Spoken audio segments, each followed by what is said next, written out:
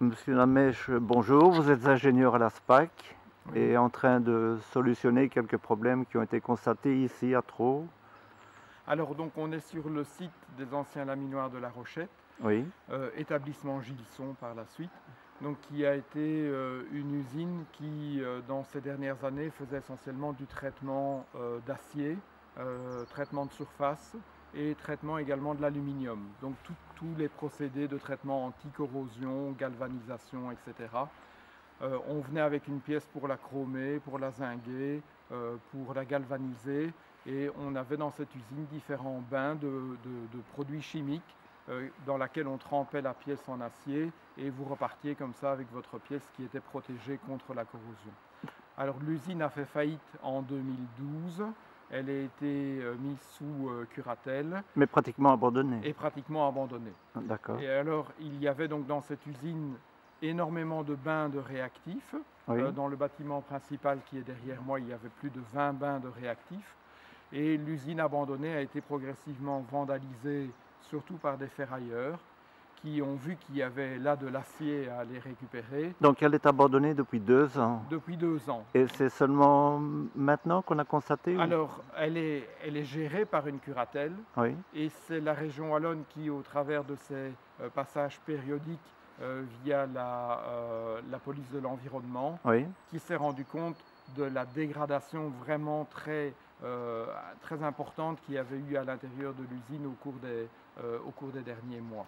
Et qu'a-t-on constaté en fait réel? En fait, la quasi-totalité des cuves qui étaient en acier ont été découpées par des ferrailleurs, D'accord. et tous les réactifs qu'il y avait à l'intérieur de ces cuves se sont répandus à même le sol.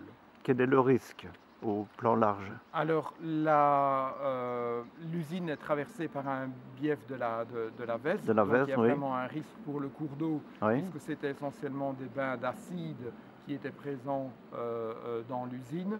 Heureusement, les surfaces au sol sont des surfaces bétonnées, et donc une bonne partie des produits sont toujours pour le moment au sol sous forme de cristaux et de Donc il est boue. possible qu'il y ait eu peu d'infiltration. Il n'y a pas eu beaucoup d'infiltration dans les sols, effectivement, puisqu'on a D'accord. des sols bétonnés. Oui. Maintenant, il y a une partie, effectivement, des effluents liquides qui sont certainement partis directement à la rivière. Et alors, il y a un risque environnemental, là, qu'on vient de décrire. Oui. Il y a aussi un risque pour les gens qui se promèneraient à l'intérieur de cette usine, même s'ils n'ont rien à y faire. C'est que ce sont des produits acides et donc extrêmement corrosifs. Et il y a vraiment un danger au niveau cutané si on entre en contact avec ces produits. Donc il y a eu un risque également pour les ferrailleurs. Et également pour les ferrailleurs, tout à fait. Oui. D'accord. Et maintenant, donc nous sommes le 28 avril 2015.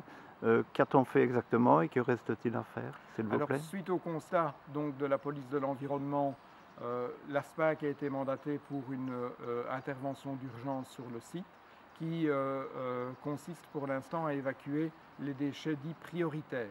C'est-à-dire en fait les dernières grosses cuves qui sont encore présentes sur le site et qui contiennent encore des réactifs, qui contiennent encore de l'acide. Ces cuves vont être pompées et les produits chimiques vont être évacués dans des centres de traitement agréés. Donc c'est un travail qui a commencé ici, début de la semaine, et qui va s'étendre jusqu'à la fin de la semaine prochaine.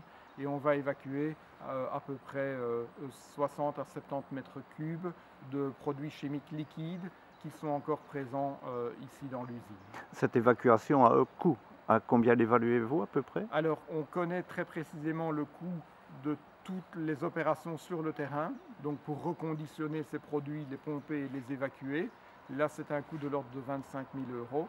Par contre, la nature des produits qu'on évacue étant largement inconnue, parce que plus aucune cuve n'est étiquetée et on ne sait pas vraiment quel est leur contenu, donc chaque cuve qui va être évacuée va être envoyée en centre de traitement, et le centre de traitement va faire des analyses en entrée et va ensuite orienter les différents liquides vers des filières de traitement adaptées. Et le prix va dépendre de la filière qui va être choisie.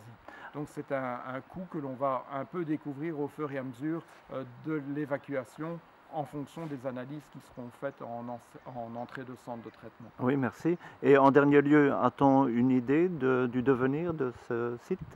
Alors, SPAC essaye de racheter le site au curateur de manière à pouvoir entamer une réhabilitation beaucoup plus en profondeur et donc ne pas seulement prendre en charge en l'urgence quelques déchets dangereux, mais vraiment aussi assurer l'assainissement des sols qui sont également pollués au droit du site. Nous sommes à quelques mètres de la station d'épuration. Y a-t-il un lien entre les deux? Non, l'usine ici était beaucoup plus ancienne que la station d'épuration qui, elle, est très récente. Hein. Elle a été inaugurée il y a seulement quelques années. Ici, on est dans une usine qui, avant, était un ancien laminoir avant la guerre 40 Oui. et qui, après, s'est reconverti plutôt vers le traitement des aciers à partir des années 60. Donc, on a un passé, on a une historique industrielle beaucoup plus longue pour ce site-ci. Et a-t-on une idée d'un éventuel futur projet ou pas? Pas à ma connaissance, non. C'est parfait. Je vous remercie beaucoup pour votre disponibilité et pour toutes les communications que vous venez de nous faire. Merci beaucoup. Merci.